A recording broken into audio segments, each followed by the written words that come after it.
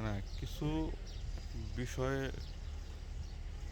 সম্পর্কে তোমার অবজারভেশন একটা জানা দরকার। সেটা হইতেছে আমাদের দেশে যে সুশীল শ্রেণীর যারা, বিশেষ করে শাহরের কবি টাইপ বা এর সমগোত্রীয় যে লোকগুলো আছে, এরা বাংলাদেশ নিয়ে যে অ্যাক্টিভিজম করে, এই অ্যাক্টিভিজম করে তাদের সার্থকতাটা আসলে কতটুকু, জিনিসটা কেমন লাগে তোমার কাছে? আমার বিষয় আমার যেটা আমার ভাবার যে ওদের লাইফ নিয়ে আমার যেটা ভাবার বিষয় হচ্ছে একজন মানুষ হয়ে তারা জন্ম নিচ্ছে, আল্লাহ তাদেরকে যথেষ্ট মেধা দিছে। শারিয়ার কবি, মতি মাহফুজ যা আছে এবং এই শ্রেণীর যারা আছে, এদের এমন অবস্থা না যে নুন আনতে পান্তা ফুরায়, টাকার অভাব, সম্পত্তির অভাব। মাহফুজের বাপ নাকি অনেক এলিট মানুষ ছিল, ইলিশদের সম্বোধন। এরপরেও এরা পুরাটা জীবন একটা মেধা, তাদের শ্রমটা কাজে লাগাইলে হচ্ছে অন্য একটা মানুষের পারসেপশন সার্ভ করার জন্য, অন্য একটা মানুষ বলি বা অন্য একটা জাতি বলি, দেশ বলি, যাই বলি। মূল কথা সে একজন মুসলিম, মুসলিম ফ্যামিলিতে জন্ম, আর মুসলিম নাই ধরলাম, সে বাংলাদেশের একটা স্টেটের মধ্যে একটা জায়গায় তার জন্ম, মুসলিম বাদ দাও, সে তো একজন বাংলাদেশি বাংলাদেশি নাগরিক। নাগরিক। ধর্ম জিনিসটাকে ধর, না টানাই ভালো। তাহলে একজন বাংলাদেশি নাগরিক হিসেবে তার তো উচিত ছিল বাংলাদেশের স্বার্থটাকে প্রাধান্য দেওয়া। বাংলাদেশ তো একটা স্টেট এখন, এটা তো হ্যাঁ। বাংলাদেশ তার ইন্ডিয়ার সাবকন্টিনেন্ট না বা কোনো দেশের সাবকন্টিনেন্ট না। তো তারা একটা দেশের মানুষ, দেশের হয়ে কাজ করবে, দেশের স্বার্থটা দেখবে, তা না করে তাদের পুরা জীবনটা পার করলো হচ্ছে অন্য একটা দেশের বা অন্য একটা জাতির যে ফোকাস বা চিন্তা, এইটা আমাদের দেশের মানুষের মধ্যে প্রচার করার জন্য।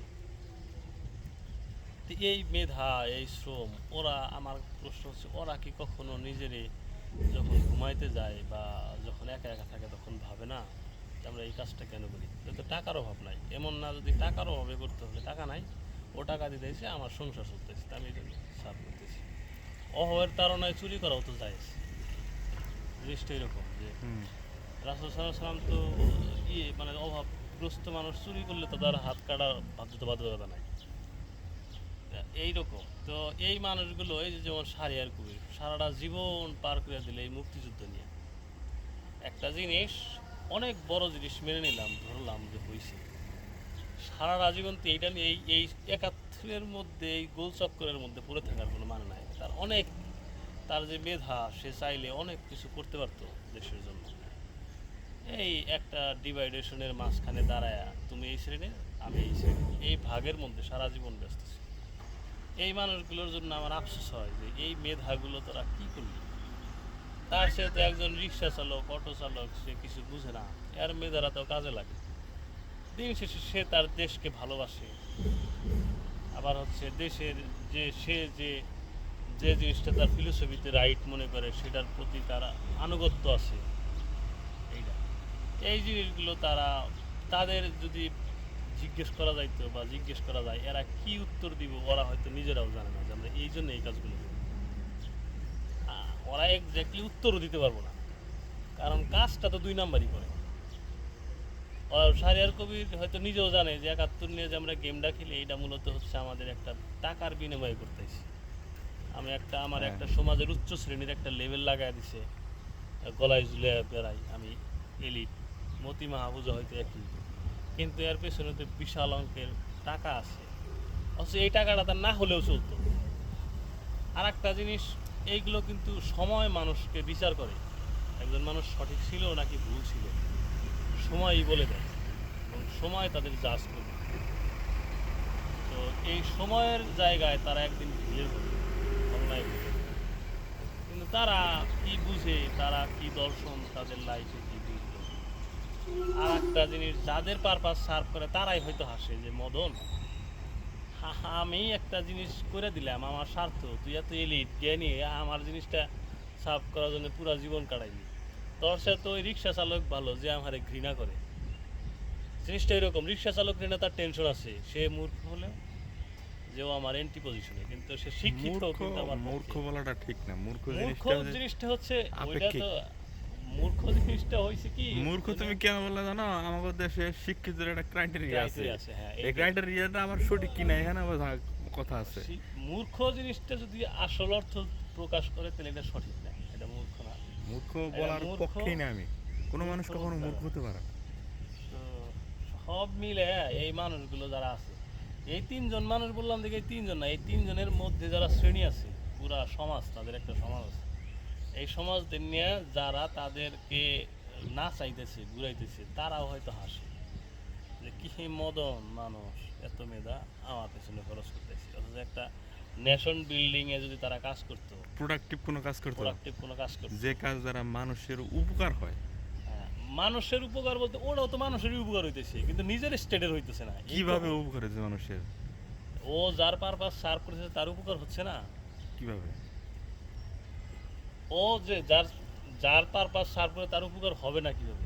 ধরো একটা দেশ, এর একটা রাষ্ট্র, এই রাষ্ট্র অন্য একটা রাষ্ট্র, দুইটা রাষ্ট্রের মধ্যে ফিলোসফিক্যাল একটা পার্থক্য আছে। তো এই ফিলোসফিক্যাল পার্থক্য ওদের চেয়ে এদের ফিলোসফি অনেক স্ট্রং।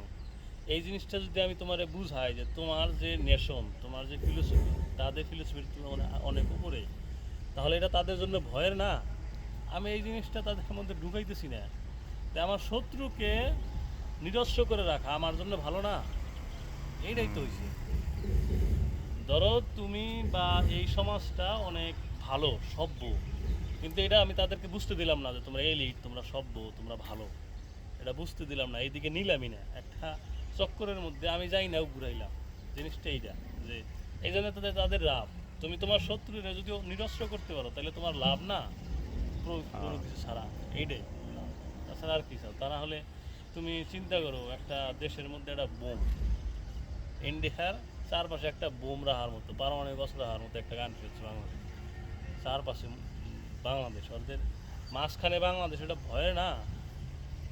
আর মুসলিমদের সাথে হিন্দুদের তো ফিলোসফিক্যাল পার্থক্য অনেক। এই জন্য এদেরকে এটা বুঝতেই দিল না এই মতি মাহফুজ সমাজের লোকরা, সারিয়া সমাজের লোকরা, এটা মানুষকে বুঝতে দিল না, অন্যদিকে প্রভাবিত করলো। এই তো। তো পুরা জীবনের একটা যে তাদের একটা সফলতা বা সাকসেস, এই জিনিসটা নিয়ে আমার জন্য ওরা কিন্তু হতাশায় ভোগে, নিশ্চিত থাকবে। এমনও হতে পারে যে তারা এই জায়গা থেকে এখন বের হইতে পারতেছে না। এটার সাথে আমি একমত। প্রথম দিকে হয়তো না বুঝা ঢুকছিল, কিন্তু এখন বের হইতে পারছে, এটাও হতে পারে। এরকমও হতে পারে যে প্রথম দিকে যেরকম করে ঢুকছিল, একটা মানুষ কিন্তু তার পরিবেশ দ্বারা ব্যাপকভাবে প্রভাবিত হয়। ওই পরিবেশে থাকতে থাকতে আর চারপাশে এরকম টাইপের লোক থাকতে থাকতে ও ওই ওই ঘটনার ওই গোলক ধাঁধার মধ্যেই তার ব্রেন সবসময় ঘুরপাক খায়। এজ এ রেজাল্ট সে এক ধরনের সাইকো হয়ে গেছে। আর একটা বিষয় হচ্ছে হয়তো ও বুঝে ফেলছে, কিন্তু এখন ওইখান থেকেও বেরোতে পারতেছে না। হ্যাঁ, এটাও হতে পারে। অনেক অনেক সময় অনেক মানুষ এইগুলো জায়গা থেকে বেরোইতে পারে না। মানুষ পরিবেশ সাথে কি পরিবেশের মাধ্যমে কেমন প্রভাবিত হয়। এই যে যে আম তারেক, আম জনতার পার্টি, লোকটা কিন্তু আদতে এখন একটা পাগল। আর ওর না, আমি বলি জিনিসটা হয়েছে কি, অলওয়েজ ওইগুলো নিয়ে কথা বলতে বলতে এগুলো নিয়ে ভাবতে ভাবতে ওর মাথায় এখন এগুলো সব সময়। এইটা আমার জায়েদ খান ছিল না, ঢাকা বিশ্ববিদ্যালয়ের স্টুডেন্ট কিন্তু ছিল, ও একটা নায়ক হইলো যেটা, হ্যাঁ? নায়ক হলো। ও কিন্তু এক ধরনের মানে Psycho। অলওয়েজ এই ধরনের মানুষের সাথে ঘুরতে ঘুরতে এরকম সাইক হয়ে গেছে। মানে এই জন্য বললাম যে মানুষ পরিবেশ দ্বারা অনেক মানে প্রভাবিত আর কি। দেখ, মানে আর একটা ইনফরমেশন দিব এখানে, বাংলাদেশের মধ্যে আর একটা জিনিস আছে কি, ড্রেস আপ একটা সাইকো আছে। এই বিপাশা হায়াতের যে অবস্থাটা দেওয়া হয়েছে, বিপাশা হায়াত কিন্তু এই স্টাইলের লোক না। এখন দেখো ওর চুল পাকা, চুল ছোট ছোট, এখন টিপ পরে, ও কোনোদিন টিপ পরা মানুষ দেখবা না হবে, ওর কোনো অভিনয়ে না, টিপ থাকলে ওটা সৌন্দর্যের জন্য। এখনও এই ছবি আঁকতে আছে, অমুক করতে তমুক করতে আছে, তো কোনো ছবি আঁকে নাই। ছবি আঁকে না, এগুলো কোনোদিন দেখি না। ও যে বাম বা ও যে সুশীল, এটা বোঝানোর জন্য এই ড্রেস আপটা দিচ্ছে। এই শাহেদ আলম একই অবস্থা, ওর মাথায় কিচ্ছু নাই, অথচ ও ক্লিন শেপ করে আর সুন্দর প্রোনাউন্সিয়েশনে কথা বলার চেষ্টা করে, হয়ও না তাও, সুশীল হয়ে গেছে। না, এই ভালো বলছো।